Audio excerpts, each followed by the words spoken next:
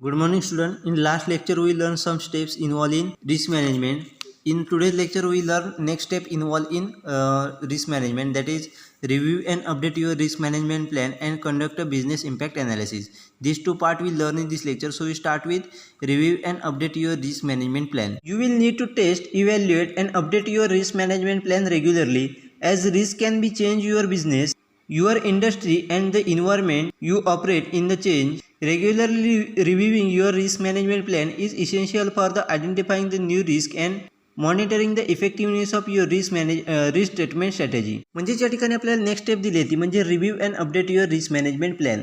म्हणजेच त्यामध्ये काय केलं पाहिजे, तर आपला जो काही रिस्क मॅनेजमेंट प्लॅन आहे तो वेळोवेळी आपल्याला टेस्ट केला पाहिजे. त्याचबरोबर त्याचं इव्हॅल्युएशन असेल किंवा आपल्या रिस्क मॅनेजमेंट प्लॅनमध्ये जर काही अपडेट करायचे असेल तर ते अपडेट देखील आपण त्या ठिकाणी रेग्युलरली केले पाहिजेच. कारण आपण ज्या इन्व्हायरमेंटमध्ये बिझनेस करतोय किंवा आपला जो काही जी इंडस्ट्री आहे त्यामध्ये आपल्याला काही प्रमाणात चेंज झालेले दिसून येतो. म्हणजेच काही कालांतराने आपल्याला त्या ठिकाणी इन्व्हायरमेंटमध्ये असेल किंवा इंडस्ट्रीमध्ये चेंज झालेले दिसून येतो. त्यामुळे आपल्याला त्या ठिकाणी आपले जे काही रिस्क मॅनेजमेंट प्लॅन आहे ते चेंज करणं किंवा अपडेट करणं गरजेचं आहे. कारण त्यामध्ये इन्व्हायरमेंट आणि इंडस्ट्रीमध्ये चेंज झाल्यामुळे आपल्याला रिस्कमध्ये देखील चेंज होण्याच्या शक्यता असतात. त्यामुळे आपला जो काही बिझनेस मॅनेजमेंट प्लॅन आहे तो आपण वेळोवेळी रिव्ह्यू केला पाहिजे, इव्हॅल्युएट केला पाहिजे व त्याच्यामध्ये जे काही अपडेट करायचे असतील ते आपण वेळोवेळी अपडेट केले पाहिजेत.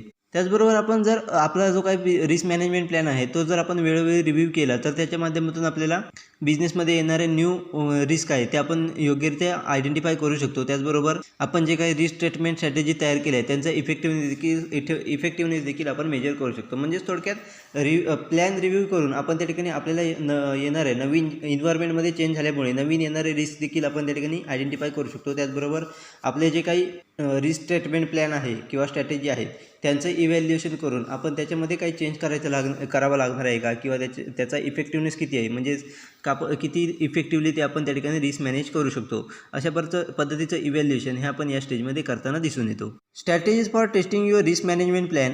Find out about strategies for testing, evaluating and updating your risk management plan and your business continuity plan. म्हणजे त्या ठिकाणी आपल्याला रिस्क मॅनेजमेंट प्लॅन टेस्टिंगसाठी स्ट्रॅटेजीज दिले. मग त्यामध्ये आपण काय करू शकतो, तर टेस्टिंगसाठी स्ट्रॅटेजीज आहेत त्या फाइंड आउट करणं असेल किंवा इव्हॅल्युएशनसाठी ज्या काही स्ट्रॅटेजीज आहेत त्या फाइंड आउट करणं असेल किंवा रिस्क मॅनेजमेंट प्लॅन अपडेटसाठी ज्या काही स्ट्रॅटेजी आहेत त्या ठिकाणी आपण फाइंड आउट करू शकतो.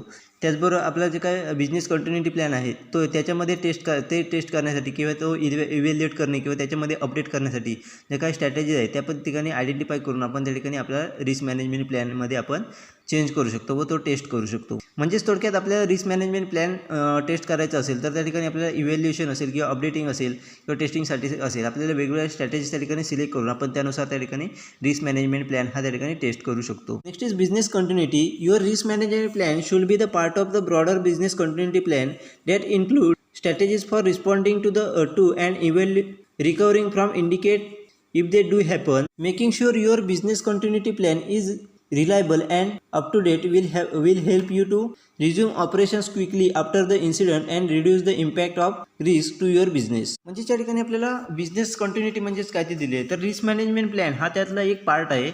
म्हणजेच ब्रॉडर बिझनेस कंटिन्युटी प्लॅनमधला एक प्लॅन एक पार्ट म्हणजेच आपण त्या ठिकाणी बिझनेस रिस्क मॅनेजमेंट प्लॅन मानला जातो. मग बिझनेस कंटिन्युटी प्लॅनमध्ये आपण काय करत असतो, त्यामध्ये आपण जे काही रिस्क येणार आहे त्याच्यावरती आपण कशा पद्धतीने रिस्पॉन्ड करणार आहोत, त्याच्याबरोबर त्याच्या माध्यमातून रिकव्हरी मिळवण्यासाठी आपण कशा पद्धतीने वेगळ्या स्ट्रॅटेजीज इन्क्लूड करणार आहोत किंवा स्ट्रॅटेजीज सिलेक्ट करणार आहोत त्याला आपण बिझनेस कंटिन्युटी प्लॅन असं म्हटलं जातं. त्याचबरोबर त्याला आपण मेक शुअर असलं पाहिजे की म्हणजे आपण शुअर असलं पाहिजे की आपला जो काही बिझनेस कंटिन्युटी प्लॅन आहे तो रिलायबल असला पाहिजे, त्याचबरोबर अप टू डेट असला पाहिजे. म्हणजेच एखादं इन्सिडेंट घडल्याच्या नंतर आपण क्विकली ते ऑपरेशन करू शकतो. म्हणजेच आपल्या बिझनेस कंटिन्युटी प्लॅन जो असेल तो आपण त्या ठिकाणी लगेच ऑपरेट करू शकतो, ज्याच्या माध्यमातून आपल्याला जो काही इन्सिडेंट घडणार आहे तो आपण त्याच्या माध्यमातून जो काय आपल्या बिझनेसवरती इफेक्ट होणार आहे तो रिड्यूस करण्यासाठी आपल्याला हेल्प होत असते. म्हणजेच थोडक्यात आपला जो काही कंटिन्युटी प्लॅन आहे बिझनेस कंटिन्युटी प्लॅन आहे तो आपण अप टू डेट ठेवला पाहिजे, त्याचबरोबर रिलायबल ठेवला पाहिजे. म्हणजेच त्याच्या माध्यमातून जर एखादा इन्सिडेंट त्या ठिकाणी घडला तर त्या ठिकाणी त्याच्यामधले असलेले जे काही स्ट्रॅटेजीज आहेत ते आपण लगेच ऑपरेट करू शकतो व इम्प्लिमेंट करू शकतो व त्याच्या माध्यमातून आपल्या बिझनेसवरती जो काही इफेक्ट होणार आहे तो आपण कमी करायला आपल्याला मदत होताना दिसून येते. While you may be able to predict and deal with the large number of potential risk, there will be some that are unexpected or impossible to the plan. Preparing an incident response plan and recovery plan as part of your overall business continuity plan can be help you to deal with this situation if they happen. म्हणजेच त्या ठिकाणी business continuity प्लॅनच्या माध्यमातून आपण त्या ठिकाणी ज्या काही मोठ्या प्रमाणात आपल्याला पोटेन्शियल रिस्क येणार आहे त्याच्याबद्दल आपण डील करू शकतो व त्या आपण प्रेडिक्ट करू शकतो. त्याच्यासाठी आपण बिझनेस कंटिन्युटी प्लॅनचा यूज करू शकतो. त्याचबरोबर ज्या काही इम्पॉसिबल किंवा अनएक्सपेक्टेड रिस्क आहेत त्या देखील आपण त्या ठिकाणी बिझनेस कंटिन्युटीच्या प्लॅनच्या माध्यमातून त्याच्या माध्यमातून येणारे जे काही इम्पॅक्ट आहे किंवा आपल्या बिझनेसवरती अफेक्ट आहे तो आपण कमी करू शकतो. त्याचबरोबर इन्सिडेंट रिस्पॉन्स प्लॅन असेल किंवा रिकव्हरी प्लॅन असेल हा आपल्याला त्या ठिकाणी बिझनेस कंटिन्युटी प्लॅनचा एक पार्ट असलेला दिसून येतो. त्याच्या माध्यमातून आपण वेगवेगळ्या सिच्युएशन ज्या आपल्या बिझनेसमध्ये येत असतात त्यांच्याशी डील करायला आपल्याला मदत होताना दिसून येते. म्हणजेच थोडक्यात बिझनेस कंटिन्युटी प्लॅनच्या माध्यमातून आपल्याला बिझनेसमध्ये कोणत्याही प्रकारची रिस्क येत असेल किंवा कोणतीही गोष्ट घडत असेल जी अनप्रेडिक्टेबल असली किंवा इम्पॉसिबल असली किंवा कोणत्याही प्रकारात मोठ्या प्रमाणात पोटेन्शियल रिस्क असले तरी त्याच्याशी बिझनेस कंटिन्युटी प्लॅनच्या माध्यमातून आपण त्याच्याशी डील करू शकतो व त्याच्या माध्यमातून आपल्याला वेगवेगळ्या सिच्युएशनशी डील करायला आपल्याला मदत होताना दिसून येते. Risk management plan is a prevention steps in prevention, preparedness, response, recovery model of business continuity planning. म्हणजेच रिस्क मॅनेजमेंट प्लॅन हा त्या ठिकाणी आपल्याला बिझनेस कंटिन्युटी प्लॅनिंगचा एक पार्ट असलेला दिसून येतो. त्याच्या माध्यमातून आपण त्या ठिकाणी प्रिव्हेन्शन असेल किंवा प्रिपेअरनेस असेल, रिस्पॉन्स असेल किंवा रिकव्हरी मॉडेल आपण त्या ठिकाणी तयार करताना दिसून येतो. म्हणजेच रिस्क मॅनेजमेंट प्लॅनच्या माध्यमातून आपण त्या ठिकाणी प्रिव्हेन्शन असेल, प्रिपेअरनेस असेल, रिस्पॉन्स असेल किंवा रिकव्हरी मॉडेल आपण त्या ठिकाणी बिझनेस कंटिन्युटी प्लॅनिंगसाठी तयार करताना दिसून येतो. अशा पद्धतीने आपण बिझनेस कंटिन्युटी प्लॅनच्या माध्यमातून आपण कोणत्याही रिस्कवरती योग्यरित्या डील करू शकतो व त्याला डील करण्यासाठी आपल्याला मदत होताना दिसून येते. Next is conduct a business impact analysis. Once you have developed a risk management plan, you can conduct a business impact analysis to assess the likely impact of this risk on your business operation. This is a preparedness steps in the prevention, preparedness, response and recovery model for developing a business continuity plan. म्हणजे या ठिकाणी आपल्याला risk management प्लॅनमध्ये next आपल्याला step दिली आहे ती म्हणजेच conduct a business impact analysis. म्हणजेच याच्या माध्यमातून आपण त्या ठिकाणी रिस्क मॅनेजमेंट प्लॅन डेव्हलप केल्याच्या नंतर आपल्याला त्या रिस्कच्या माध्यमातून आपल्या बिझनेसवरती किती प्रमाणात इम्पॅक्ट होणार आहे त्याचा ॲनालिसिस हे त्या ठिकाणी या स्टेपमध्ये केलं जातं. म्हणजेच ज्या काही आपण रिस्क प्रेडिक्ट केलेल्या असतात त्याचा इम्पॅक्ट आपल्या बिझनेसवरती किती प्रमाणात होणार आहे त्याचं ॲनालिसिस हे ठिकाणी या स्टेपमध्ये केलं जातं. त्याचबरोबर PPRR मॉडेलमधली आपल्याला प्रिपेअरनेस ही स्टेप या ठिकाणी इन्व्हॉल्व केलेली दिसून येते. म्हणजेच बिझनेस कंटिन्युटी प्लॅन डेव्हलप करण्यासाठी जी काय PPRR मॉडेल म्हणजेच prevention, preparedness, response and recovery model तयार केलं जातं त्याच्यामधली प्रिपेअरनेस स्टेप्स ही त्या ठिकाणी आपल्याला या ठिकाणी तयार केलेली दिसून येते. Next is critical business activity. The business impact analysis identify the activities in your business operation that are key to its survival. These are refers to and critical business activity. म्हणजेच या ठिकाणी आपल्याला नेक्स्ट कॉन्सेप्ट दिली आहे म्हणजेच critical business activities. म्हणजेच critical business activities म्हणजेच काय तर आपल्या बिझनेस इम्पॅक्ट ॲनालिसिसच्या माध्यमातून आपल्या बिझनेस ऑपरेशनमधल्या ज्या काही ॲक्टिव्हिटीज आयडेंटिफाय केल्या जातात त्याच्या माध्यमातून आपल्याला सर्वायवलसाठी सगळ्यात महत्त्वाच्या ॲक्टिव्हिटीज मानल्या जातात त्यालाच आपण क्रिटिकल बिझनेस ॲक्टिव्हिटीज असं म्हटलं जातं. म्हणजेच थोडक्यात बिझनेस इम्पॅक्ट ॲनालिसिसच्या माध्यमातून आपल्या बिझनेस ऑपरेशनमधल्या ज्या ॲक्टिव्हिटी आयडेंटिफाय केल्या जातात ज्याच्या माध्यमातून आपण बिझनेस सर्वायवलसाठी त्या महत्त्वाच्या असतात त्यालाच आपण क्रिटिकल बिझनेस ॲक्टिव्हिटीज असं म्हटलं जातं. मग या आयडेंटिफाय करताना कोणकोणत्या गोष्टी त्या ठिकाणी कन्सिडर केल्या जातात ते आपल्याला पुढे दिलेले आहेत ते आपण आता पुढे पाहणार आहोत. First is record and document your need every day. म्हणजेच आपल्या ज्या काही गरजा आहेत त्या आपण डॉक्युमेंट करून ठेवल्या पाहिजेत किंवा रेकॉर्ड करून ठेवल्या पाहिजेत. म्हणजेच आपल्या डेलीच्या ज्या काही गरजा आहेत त्या ठिकाणी आपण रेकॉर्ड करून ठेवल्या पाहिजेत व त्याचं डॉक्युमेंटेशन आपण तयार करून ठेवलं पाहिजे. ही गोष्ट आपण त्या ठिकाणी क्रिटिकल बिझनेस ॲक्टिव्हिटी आयडेंटिफाय करताना लक्षात घेतली पाहिजे. त्याच्यानंतर नेक्स्ट आहे ती म्हणजे the resources and equipment you need to operate. म्हणजेच आपल्याला कोणकोणते रिसोर्सेस किंवा इक्विपमेंट ऑपरेट करायचे आहेत म्हणजेच बिझनेस ॲक्टिव्हिटी करत असताना आपल्याला कोणकोणत्या रिसोर्सेसची गरज आहे किंवा कोणकोणत्या इक्विपमेंटची गरज आहे ते त्या ठिकाणी आयडेंटिफाय करून त्यानुसारच आपण त्या ठिकाणी क्रिटिकल बिझनेस ॲक्टिव्हिटी ह्या आयडेंटिफाय करू शकतो. Next is the access you need to your premises. म्हणजेच आपल्या प्रिमायसेसमध्ये आपल्याला बिझनेस प्रोसेस करत असताना कोणकोणत्या प्रकारचे ॲक्सेस लागणार आहेत त्याच्याविषयी गोष्टी लक्षात घेऊन त्यानुसार आपण क्रिटिकल ॲक्टिव्हिटीज या ठिकाणी आयडेंटिफाय करू शकतो. म्हणजेच एखादा बिझनेस रन करत असताना किंवा एखादी बिझनेस ॲक्टिव्हिटी करत असताना आपल्या प्रिमायसेसमध्ये कोणकोणते आपल्याला ॲक्सेस लागणार आहेत ते आयडेंटिफाय करून त्यानुसारच आपण त्या ठिकाणी क्रिटिकल ॲक्टिव्हिटी आयडेंटिफाय करू शकतो. Next is skill and knowledge your staff have that you need to run your business. म्हणजेच आपला बिझनेस रन करण्यासाठी जे काही स्किल असेल किंवा नॉलेज असेल ते आपल्या स्टाफकडे आहे का ते जाणून घेणं गरजेचं असतं. म्हणजेच एखादी बिझनेस ॲक्टिव्हिटी आपला बिझनेस रन करण्यासाठी जे काही नॉलेज असेल किंवा स्किल असतील ते आपल्या स्टाफकडे आहेत का या गोष्टी जाणून घेऊन त्यानुसारच आपण त्या ठिकाणी क्रिटिकल ॲक्टिव्हिटीज आयडेंटिफाय करू शकतो. म्हणजेच अशा सर्व गोष्टी विचारात घेऊनच आपण त्या ठिकाणी क्रिटिकल ॲक्टिव्हिटीज आयडेंटिफाय करताना आपल्याला दिसून येतात. त्याच्यानंतर नेक्स्ट फॅक्टर दिला आहे तो म्हणजेच the legal obligations you are required to meet. म्हणजे जे काही लिगल ऑब्लिगेशन असतील ते आपल्याला पूर्ण करणं गरजेचं असतं. म्हणजेच आपल्याला कोणकोणत्या लिगल ऑब्लिगेशन्स आहेत ते आपल्याला त्या ठिकाणी पूर्ण करणं गरजेचं असतं. ह्या गोष्टी आयडेंटिफाय करून घेणं गरजेचं असतं. त्याच्यानंतर the impact of chasing to performance critical business activities, म्हणजेच क्रिटिकल बिझनेस ॲक्टिव्हिटीजच्या परफॉर्मन्सनंतर आपल्याला कोणकोणत्या इम्पॅक्ट चेस करावे लागणार आहे ते आयडेंटिफाय करणं गरजेचं असतं. म्हणजेच एखादी क्रिटिकल बिझनेस ॲक्टिव्हिटी इम्प्लिमेंट केल्याच्यानंतर त्याच्या परफॉर्मन्सच्या माध्यमातून आपल्याला कोणकोणते इम्पॅक्ट त्या ठिकाणी चेस करावे लागणार आहेत किंवा कोणकोणते इम्पॅक्ट आपल्यावर होणार आहे ते आयडेंटिफाय करून घेणं गरजेचं असतं. त्याच्यानुसारच आपण त्या ठिकाणी क्रिटिकल बिझनेस ॲक्टिव्हिटीचे आयडेंटिफाय करू शकतो. अशा वेगवेगळ्या गोष्टी लक्षात घेऊनच त्या ठिकाणी प्रत्येक बिझनेस हा आपल्या क्रिटिकल बिझनेस ॲक्टिव्हिटी डिसाईड करताना दिसून येतात.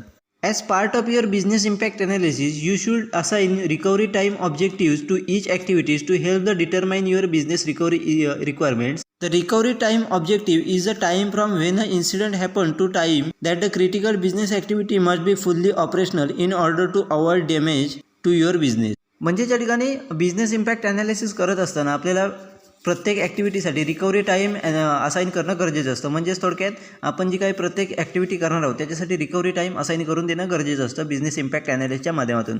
कारण जर आपण त्या ठिकाणी बिझनेस ॲक्टिव्हिटीसाठी त्या ठिकाणी रिकव्हरी टाईम असाईन केला तर त्या ठिकाणी रिकव्हरीसाठी जे काही रिक्वायरमेंट लागणार आहे त्या डिटरमाइन करायला आपल्याला मदत होताना दिसून येते. त्याचबरोबर आपल्याला रिकव्हरी टाईमचं ऑब्जेक्टिव्ह या ठिकाणी दिलं आहे. तर रिकव्हरी टाईमचं ऑब्जेक्टिव्ह काय आहे, तर बिझनेसमध्ये एखादी रिस्क येत असेल त्यावेळेला आपल्याला त्या ठिकाणी क्रिटिकल बिझनेस ॲक्टिव्हिटी ह्या पूर्णपणे ऑपरेशनल असल्या पाहिजेत तरच आपण त्या ठिकाणी डॅमेज हे अवॉइड करू शकतो. म्हणजेच क्रिटिकल बिझनेस ॲक्टिव्हिटी पूर्णपणे ॲक्टिव्ह असल्या तरच आपण त्या ठिकाणी क्रिटिकल रिकव्हरी टाईमच्या माध्यमातून आपण त्या ठिकाणी डॅमेज हे अवॉइड करू शकतो. अशा प्रकारचं ऑब्जेक्टिव्ह हे ठिकाणी आपल्याला रिकव्हरी टाईमचं दिलेलं आहे. म्हणजे त्या ठिकाणी आपला बिझनेस इम्पॅक्ट ॲनालिसिस प्लॅन असतो तो आपल्याला त्या ठिकाणी आपला रिकव्हरी प्लॅन डेव्हलप करायला मदत होताना दिसून येते. म्हणजेच बिझनेस इम्पॅक्ट ॲनालिसिसच्या माध्यमातून आपल्याला रिकव्हरी प्लॅन डेव्हलप करायला त्या ठिकाणी हेल्प होताना दिसून येते. त्याचबरोबर त्याच्या माध्यमातून आपल्याला एखादा इन्सिडेंट घडल्याच्या नंतर म्हणजे एखादा इन्सिडेंट झाला तरी त्या ठिकाणी आपल्याला परत बिझनेस रन करायला मदत होताना दिसून येते. म्हणजेच थोडक्यात बिझनेस रिकव्हरी ॲनालिसिसच्या माध्यमातून इम्पॅक्ट ॲनालिसिसच्या माध्यमातून आपण रिकव्हरी प्लॅन त्या ठिकाणी तयार करू शकतो व त्याच्या माध्यमातून आपल्याला एखादा इन्सिडेंट घडल्याच्या नंतर आपल्याला बिझनेस परत रन करण्यासाठी हेल्प झालेली दिसून येते. Next is the key question in the business impact analysis. म्हणजे त्या ठिकाणी आपल्याला बिझनेस इम्पॅक्ट ॲनालिसिस करताना कोणकोणते क्वेश्चन त्या ठिकाणी विचारले पाहिजेत हे त्या ठिकाणी आपल्याला दिलेले आहेत. मग पहिला क्वेश्चन आहे तो म्हणजे what are the daily activities conducted in each area of business. म्हणजेच बिझनेसच्या प्रत्येक एरियामध्ये कोणकोणत्या ॲक्टिव्हिटी डेली या ठिकाणी केल्या जातात. म्हणजेच डेली कोणकोणत्या ॲक्टिव्हिटीज या कंडक्ट केल्या जातात प्रत्येक बिझनेस एरियामध्ये त्या ठिकाणी आयडेंटिफाय करणं गरजेचं असतं. त्याचबरोबर what are the long term or ongoing activities perform by each area of your business. म्हणजेच आपल्या बिझनेसमध्ये प्रत्येक लॉंग टर्म किंवा ऑनगोईंग ॲक्टिव्हिटीज कोणकोणत्या परफॉर्म चालू असतो ते ठिकाणी आयडेंटिफाय करणं गरजेचं असतं. म्हणजेच लॉंग टर्म ॲक्टिव्हिटीज असतील किंवा ऑनगोईंग ॲक्टिव्हिटीज असतील आपल्या बिझनेसमध्ये ते कोणकोणते परफॉर्म करतायत ते ठिकाणी आयडेंटिफाय करणं गरजेचं असतं. What are the potential loss if this business activities could not be provided. म्हणजेच एखादी बिझनेस ॲक्टिव्हिटी प्रोव्हाइड केली नाही तर त्याचा बिझनेसवरती कशा पद्धतीने आपल्याला लॉस होऊ शकतो. म्हणजेच किती प्रमाणात आपल्याला लॉस होऊ शकतो. एखादी बिझनेस ॲक्टिव्हिटी जर आपण त्या ठिकाणी प्रोव्हाइड केली नाही तर आपल्याला किती प्रमाणात पोटेन्शियल लॉस होऊ शकतो हे त्या ठिकाणी आयडेंटिफाय करणं गरजेचं असतं. त्याचबरोबर do this activity depend on outside service or product. म्हणजेच एखादी ॲक्टिव्हिटी ही आपल्याला आउटसाईड सर्व्हिसवरती की प्रोडक्टवरती डिपेंड आहे का या प्रकारची इन्फॉर्मेशन कलेक्ट करणं गरजेचं असतं. म्हणजेच अशा प्रकारच्या वेगवेगळ्या क्वेश्चनच्या माध्यमातून आपण इन्फॉर्मेशन कलेक्ट करून त्या ठिकाणी बिझनेस इम्पॅक्ट ॲनालिसिस हे करताना आपल्याला ऑर्गनायझेशन दिसून येतात. म्हणजेच अशा वेगवेगळ्या क्वेश्चनच्या माध्यमातून आपण इन्फॉर्मेशन कलेक्ट करून आपल्याला बिझनेस इम्पॅक्ट ॲनालिसिस करताना ऑर्गनायझेशन या दिसून येतात.